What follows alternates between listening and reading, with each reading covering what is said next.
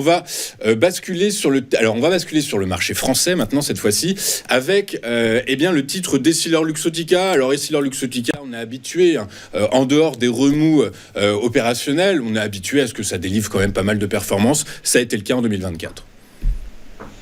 Oui, bon, c'est un monstre. C'est simplement un monstre. Ça fait des années que ça monte. Mais ça faisait 4-5 ans que le titre ne faisait plus rien. Il montait, baissait, il latéralisait. Et fin 2023,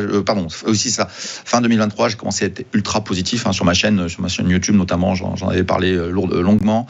Pour moi, c'était la valeur 2024 à mon avis qu'il fallait avoir en portefeuille.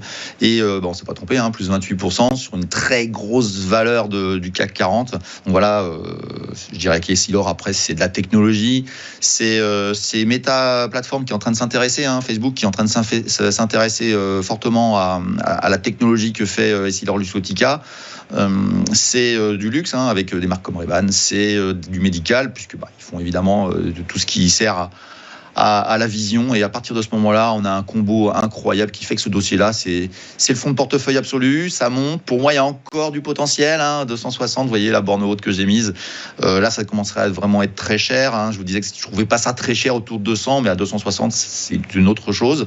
Mais voilà, on a profité cette année de Essilor, une belle accélération qui n'a pas dit son dernier mot. Voilà, c'est un dossier sur lequel je pense que j'aurais dit beaucoup de mal à être négatif un jour, mais il peut corriger, ça peut arriver, mais pour aller vers 260, pour moi, je suis assez confiant et on verra bien ce que ça donne. Mais bon, voilà, je pense qu'il y a pas mal d'investisseurs qui encaisseront leur gain.